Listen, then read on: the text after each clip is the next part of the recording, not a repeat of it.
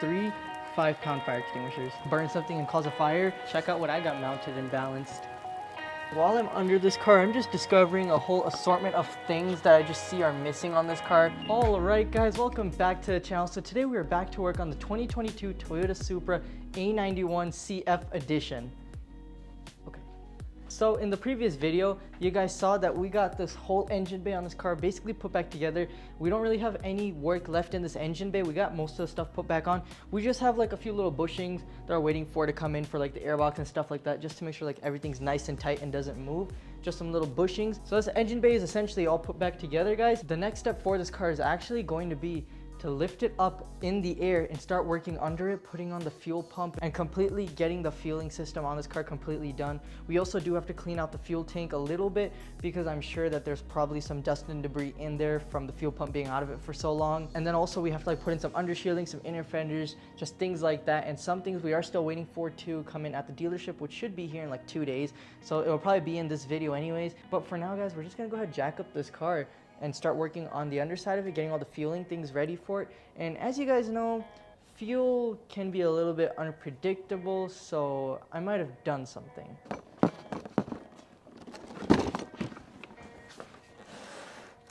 I might have over-prepared a little bit, but it's better safe than sorry. We have 3 5-pound fire extinguishers. Always remember to be safe before doing anything on a car, especially when you're dealing with fuel, guys. The smallest teensy bit of spark can ignite it, and that would not be good. So make sure you get some fire extinguishers if you're ever doing anything fuel related on a car, and make sure that it is rated for flammable liquids. So before we go ahead and jack this car up, guys, I'm gonna pop those open so they're ready to go. Hopefully we don't ever need to use those, but they're there if we, yeah, they're there. But we're gonna go ahead and jack this thing up, guys. We're probably gonna have to take off the front bumper to go ahead and jack it up because the front end is very low on this car right now, especially because the wheels are flat and they're skinnies. So the car's not even sitting the way it should be from factory because of those wheels and also because they're flat. So we're gonna take this bumper off so the splitter doesn't hit the ground and like break while we jack the car up. So we're gonna do that. And then we're gonna put some 12-ton jack stands under there because they're really strong, first of all, and then they're also really tall, so we'll have tons of room under the car. It's almost like a lift that just takes a little bit to set up. But we're gonna go ahead and pop those under the car. Think of a pretty creative way to jack up this car, probably from the rear subframe and the front subframe, because there's barely any access from the sides because this car just sits too low for the jack to get under there. So we're probably gonna do it from the front and the rear. Should work fine. So yeah.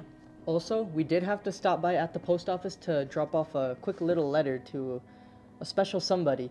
So let's cut to that clip now. All right, guys. So we are at the post office. We are doing something that I've been debating on doing for a while now, but basically I am running out of options here, and I really just want to give this a shot now at this point because of all the stuff that I've been through with this particular situation. And this is regarding the key fob for this Supra, guys. So as you guys know, we have that key fob that we bought online off of eBay. It was previously programmed to another Supra. The dealership told me, come on, swing on by and we will go ahead and attempt to program this key fob for you. We have very low hopes on this happening, but we'll give it a shot for you.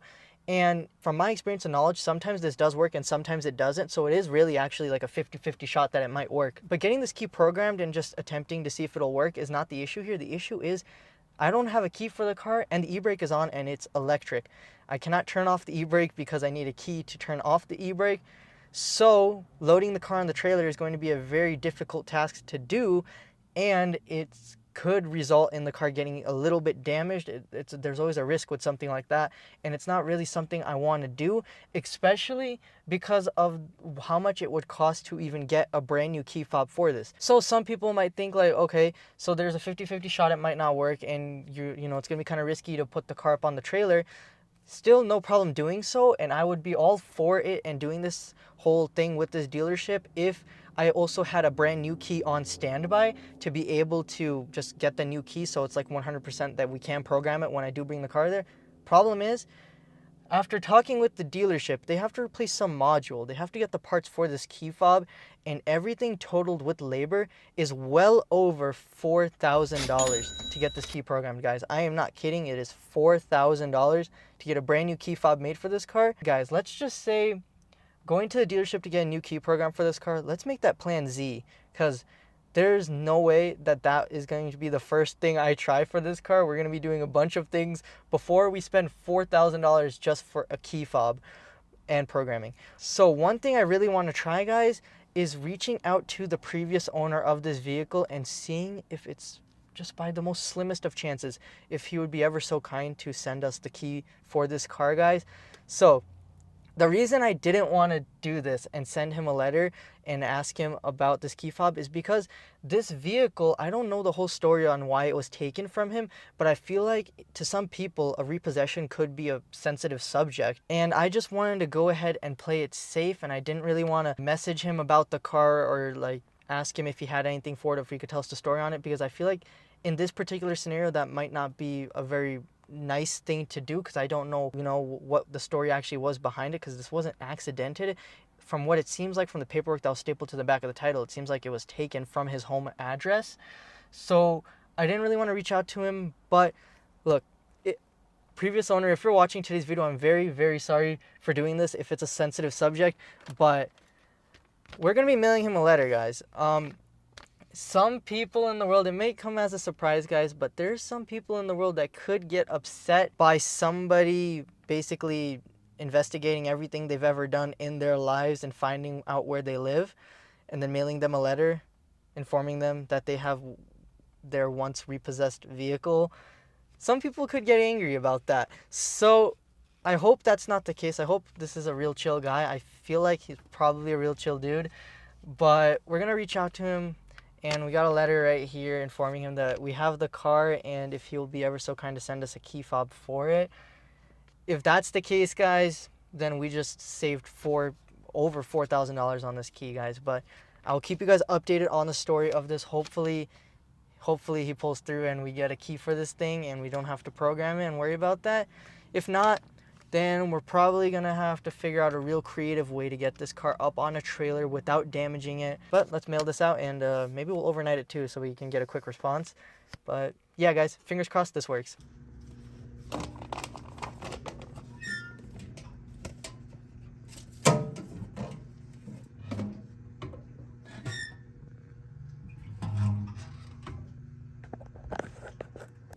I'll keep you guys updated on whatever happens with that. Hopefully the previous owner pulls through and we can get the key for this car. I actually heard of some people that are able to get pre-programmed keys from the dealer, which is the way BMW actually usually does it. This is a Toyota, but they are this car is basically a BMW with all the internals. It's basically a BMW with maybe a Toyota skin. I'm sure BMW probably also makes the skins for this thing. But it's crazy that, I don't know what's happening. My dealership says that they can't do that. Like, they can't order a pre-programmed key, which is strange because I know of other people that were able to get pre-programmed keys and they only paid $400, not $4,000. So I don't know what's going on there, but hopefully I won't even have to deal with that if the previous owner pulls through. So I also have a little something to show you guys. Check out what I got mounted and balanced. Guys, these have got to be the nicest stock rims I've ever seen for a car, guys. These are so sick. The other one's right here, guys. I cannot wait until we can slap these on. But first, we got to get that car mechanically sound, and then we're going to slap these things on. Probably like very, very soon, guys. Oh my gosh. These wheels are insane. I love these things, guys. These wheels are so sick. I cannot wait to snap that center cap into place. But for now, these are going to be chilling right here in the parts section. We also have a little something right here. Ooh, maybe you guys are going to see that in a future video get installed on something pretty massive. So, yeah.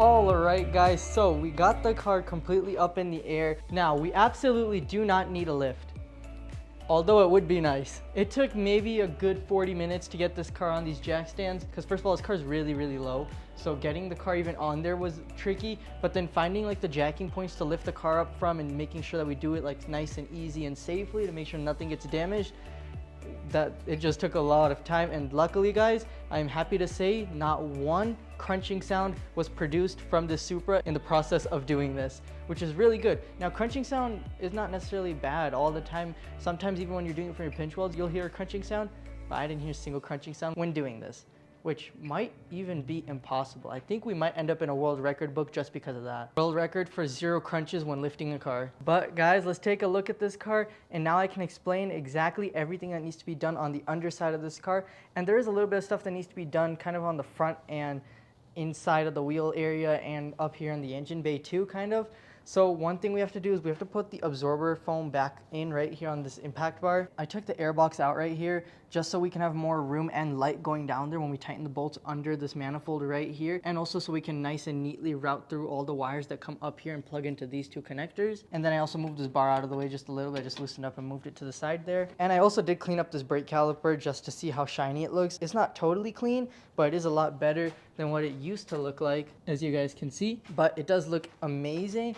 And we have to put the inner fender in here, and we also have to put the under shielding throughout the entire bottom of the car. There's one piece that goes on the side, one in the middle, one here, and then one steel skid plate that goes along the whole subframe right here. The inner fender, which is 2 parts, and that should take care of that right there. I also took off the skinnies, and I just placed them right over there with the front bumper in that beautiful absolute 0 color. And of course, before we pop on this bumper for good, we do have to go ahead and put those grills back in. And this is a little insulator that goes on the engine before you put the engine cover on. And that right there goes around a little part of the turbo. I believe it goes around the wastegate of the turbo after we're done tightening everything up. And we also have to tighten up all those oil lines under the car. So now going under the car, we can talk a little bit about what needs to be done under here. So as you guys can see, now we have access to the bottom side of the turbo, so we can get everything easily nice and bolted in from back here. As you can see, that oil line needs to get bolted in to that hole right there. That oil line deep down there needs to get bolted up too. And we need to tighten up those 3 bolts on the exhaust manifold so it's nice and tight. And after all that's done, we can start by putting the downpipe / cat back into place. Some people call it a downpipe, some people call it a cat. If you go online and search it up on any website, it'll come up as a downpipe. But if you search it up on Toyota's books, it'll come up as a cat. But either way, we'll just put the downpipe and cat back. I'll just call it both. We'll put the downpipe cat back in here. And after all that's done, we can put our heat shields on for good, and we can put the air box on again. And then moving back into the car, some people might be wondering why there's a block of wood here, and these cars actually have a neutral selector. And as you guys can see, the neutral selector is right over here with the wire wrapped around it, and that's basically pulling the neutral override down, meaning that this car is in neutral forever until you go ahead and release this metal line right here, which this is not a part of the car. They just put this here to put the car in neutral, but we can take this off also while we're down here. And then of course we have to put the entire exhaust system back in, as well as the fuel pump that goes into the gas tank over there, and just tightening everything back up and putting all these heat shields back where they go. So we're basically gonna work our way from the front of the car to the back. So we're gonna start off with everything that goes in the turbocharger area, starting off by tightening all the oil lines and tightening the turbo, getting all that stuff done, then putting the downpipe / cat into place. Then after that, we're gonna move back in the car and work on putting the fuel tank mounted fuel pump in. And then after all that's done, I think we should be good to start putting the exhaust in. So guys, there's a lot of fun stuff to do on this car, and we are almost done with all the mechanical work on this car. So let's just go ahead and start by working on that exhaust area.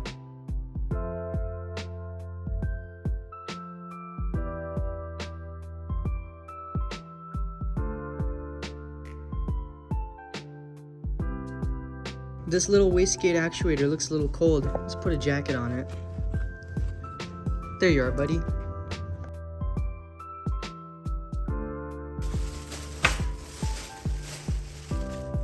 We have to put a gasket on the downpipe / cat. This is the gasket. You just kind of slip it in right over here on this rim, like a glove. Ta-da.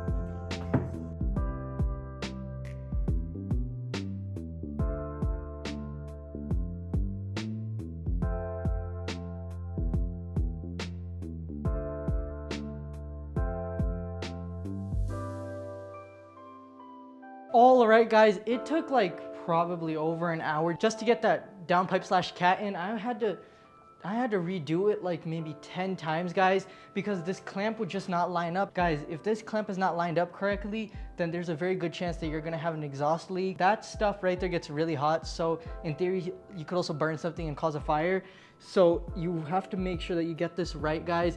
And it took so many tries, but the clamp is finally on, and that cat is kind of heavy too, and it's a really tight area to get into. But as you guys can see, it is in there and it looks good. But I will see you all tomorrow in the morning where we will continue working on this car.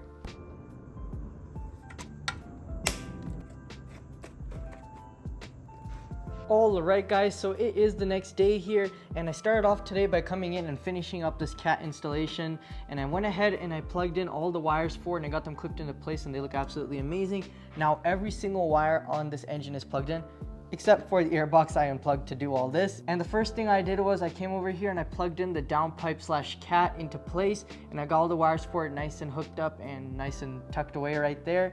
And now, guys, the installation of this cat slash downpipe is essentially complete. There is one bracket that actually goes in there, which I have on order. It's not in yet, it should be here in a few days. And then we're also waiting for a few little mounts here and there for the exhaust system as well. So once all those things come in, we can go ahead and tighten up and put in the entire exhaust system all the way. But for now, what we're going to do is we're gonna go ahead and start putting in that fuel pump. So the fuel pump goes right into there, guys. It gets clipped in onto the bottom of the fuel tank, and then the other half of the fuel pump goes right on this little ring you guys see here, and then the locking ring goes on this, and it locks it in for good. You guys are going to see all that stuff happen in the time lapse, so it should be pretty cool. But also then there's a bunch of wires and stuff that we need to plug in for it as well. But one thing I'm going to do real quick before we even put the fuel pump on is I just want to go ahead and vacuum in here. As you guys can see, that's the bracket where the fuel pump goes. But I just want to vacuum in here real quick and make sure that it's all pretty much clean. So guys, it is pretty dark and tight under here, but I'm gonna see if I can get a good video for you guys so you guys can see what's going on. We're gonna try to set up the camera in a nice spot to get a good video for you guys, but it's not gonna be the best angle just because of how tight it is under here. My arms are definitely gonna be getting pretty stretched out and tired under here too, as well as my neck, because I have to keep it up like this to see what's happening up there. But yeah, guys, should be pretty fun to get this fuel pump in, and I'll be very happy once it's in, because then we won't have to worry about anything fuel related on this car. So it should be pretty cool.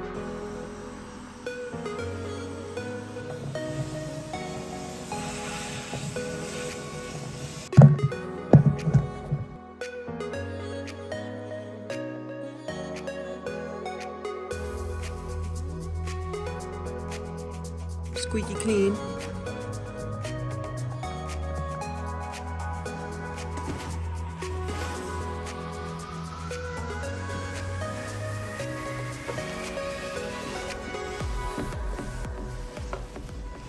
Alright guys, so here's the fuel pump right here. Just before I install it, I'm going to try to explain this to you guys how to install this, because I feel like it's easier to explain it now than under the car because it's extremely tight down there. So the way the car sits, the fuel pump, the fuel tank and the opening is like right under it, like right over here. So imagine an imaginary hole. So like this right here is the hole of the fuel tank, guys, and this is the orientation, and then in here is like all the stuff that we just cleaned. So this is the fuel tank like this. So essentially the way you do it is you take this through the fuel tank hole and you put it into the fuel tank, and then that whole white thing you guys saw inside the fuel tank with all the clips on it, that is what this rests on top of, and you slide the back of it first onto the clips in the back, and when it slides in, then you go ahead and you put the front of it down and it'll click into place. And after it clicks into place, this little clip right here, it just comes down like that, and you push it down and that'll lock it into place for good. Then what you want to do is there's going to be some wires in there. They actually cut them off. I had to take all these off of this fuel pump, but it's kind of cool because I can show you guys as an example now that they're here. So this hose right here, the one that's with this accordion style yellowish looking thing, this line right here is going to be inside the fuel tank. I just take this, you just push it onto it and it'll clip into place, just like one of these little cool things. You just go ahead and you push on it, as you guys can see, and it moves up and down like that as you push on it. So this will lock into place. Then this wire is also inside the fuel tank. So then you go ahead and you clip this right here like this onto this hole right here. And then you go ahead and you clip this and snap it into place. Then this is all on the inside of the fuel tank. So now this is all seated inside your fuel tank. you go ahead and you just go ahead and pop this on top of your fuel tank, and then this ring will go around it like this, and it'll all lock into place. Once this all locks into place, then you're just gonna be left with this on the outside of your fuel tank, and then that's where the plug comes in for the main power to the fuel pump, and that just plugs in right there. And then there's a little black line like this that just gets snapped in like this, and then that's it, guys. Fuel pump is in. So I already cleaned the fuel tank, so I'm gonna try to get a nice time lapse under the car, and hopefully we can get this in no problems, and then we're all done with all the fuel stuff on the Supra. So I'm pretty excited, guys. Let's go ahead and get the last piece of the puzzle put back in.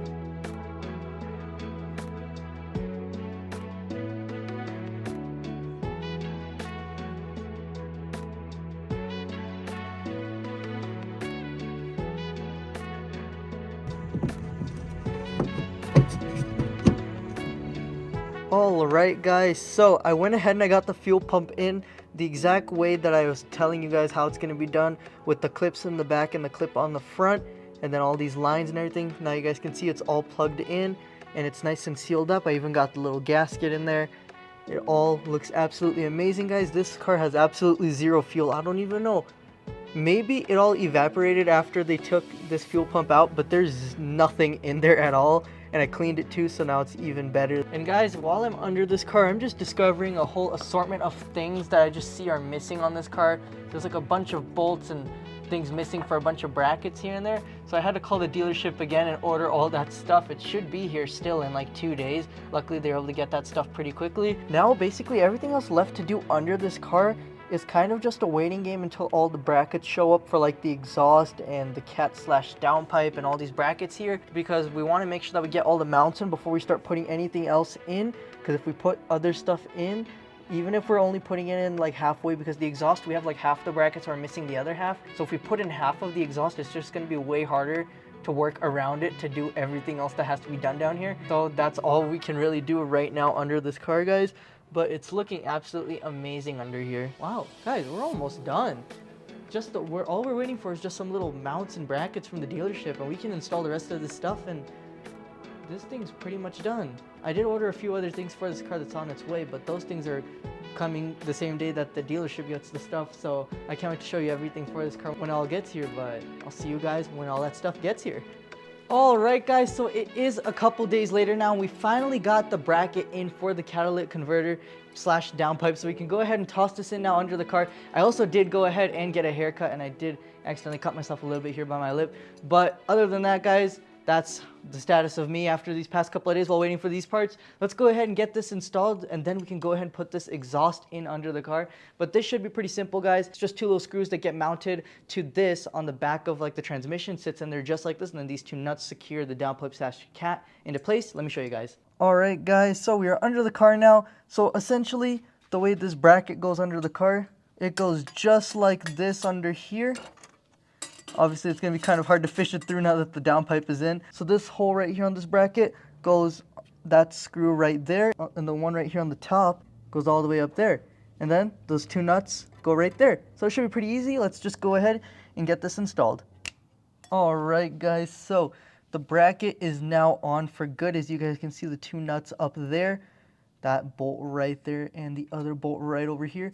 This thing is not going anywhere, guys. It's nice and secure. This part right here moves around for the exhaust when we go ahead and fasten it up, which is actually going to be right now. So guys, it's finally time to put the exhaust in, because we got the downpipe slash cat in, and everything else up here is finally in. We even have all the rubber bushings for the airbox, so we can put that in for good as well, and we can tighten up this cross member, guys. This engine bay is essentially done now in today's video. It's going to be insane, but now we have to put the exhaust in, guys. So as you guys can see, we still have tons of fasteners and things to put in on this car, but I went ahead and I sourced out all of the stuff we need to put the exhaust back in the car, guys.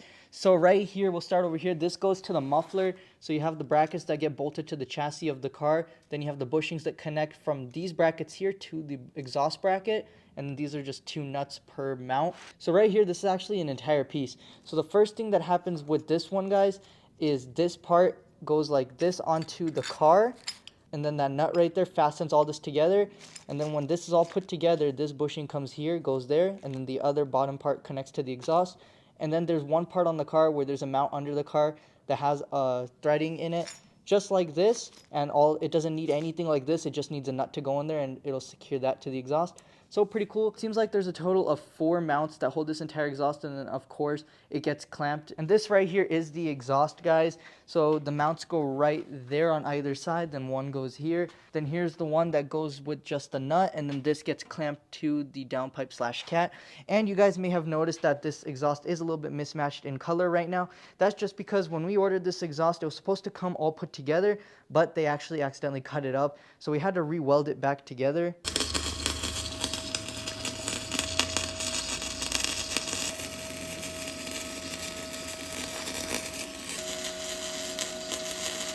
And once we got it all welded back together, guys, we just went ahead and threw some carbon Kevlar on all the stuff that we welded just to make sure that it's nice and sealed and it doesn't have any chance of rust getting to it or just deteriorating. Just an extra layer of protection just for fun. So we went ahead and just threw that on there, and we also went ahead and we primered in with high heat exhaust paint. We just kind of primered in the areas that we had welded or the areas that got to bare metal so it doesn't rust through. So we did that. Over here we also had to do, because there was like some exhaust glue throughout this entire pipe right here, so we had to grind all that down, and then it brought out bare metal, so we had to go ahead and put some coating on that as well. So we got all that nice and fixed up on this exhaust, guys. It's nice and put together, and it's ready to be put into the car. The stock exhaust on these cars are actually pretty mean, guys. These things do some pretty mean pops and burbles.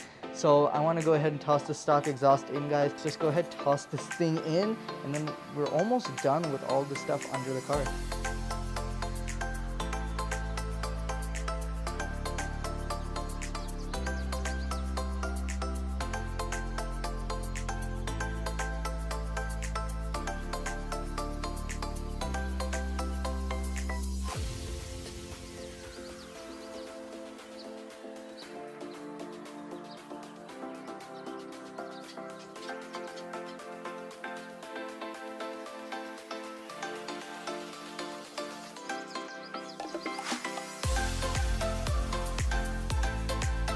All right, guys, so we went ahead and we got this exhaust put on the Supra, and this thing looks absolutely insane with just 2 trumpets coming right out the back, guys. It looks absolutely crazy. We got all the mounts on. This thing's not going anywhere. It's nice and secure. Take a look under the car, guys. It looks absolutely sick. Everything's nice and fastened up. I got the Valvetronics plugged in as well, and I gotta say that carbon Kevlar does look kind of cool. It's there to protect the things that we welded, but it does look insanely cool as well. And we got all the brackets in. We got the downpipe slash cat in the bracket. This exhaust system on this car is now completely complete, guys. But now, before we go ahead and wrap up today's video, I just want to go ahead and put one more thing on this car, because the next video is going to be jam-packed with lots of stuff on this car, guys. And this thing will be essentially almost done in the next video. But guys, let's just go ahead and see what the last step is for today's video. So I want to go ahead and completely finish up this engine bay now, guys. And we're not going to put in the engine cover or anything like that today, but I do want to go ahead and put this airbox in for good. Now that we got all the exhaust things put back in, we can go ahead and seal up this whole area right here, and we can put this cross member back on. So I just got to put these 3 grommets that go in here, and then we can go ahead and put the airbox in for good. I'm super excited, guys. Let's go ahead and get this last wire plugged in.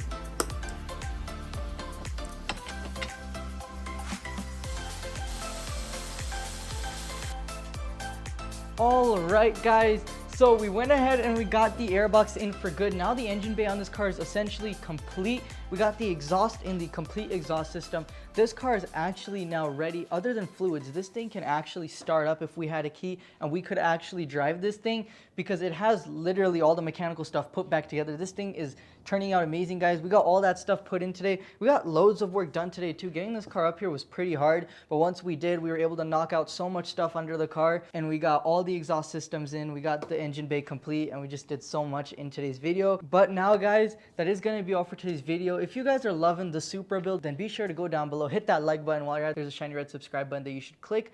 And guys, there's little sneak peeks and previews and little snippets here and there that I am posting on Instagram of the builds before they end up on YouTube. So go ahead, check that out. I'll have a link down below, and drop a follow if you do check it out. But that is all for today's video, guys. Thank you so much for watching, and thank you all so much for 3,000 subscribers. I can't even believe that we've already hit that milestone, guys. It literally took me 4 years to get 1,000, and then I saw us hit 2,000. Thank you for 2,000, by the way, too. But we hit 2,000 subscribers in 25 days, and then it only took us 5 days to get 3,000, guys. It's absolutely insane. I can't even believe that. I was just about crying the other day because of how happy I was. But guys, that is all for today's video. Thank you so much for watching. I'll see you all in the next one. Bye.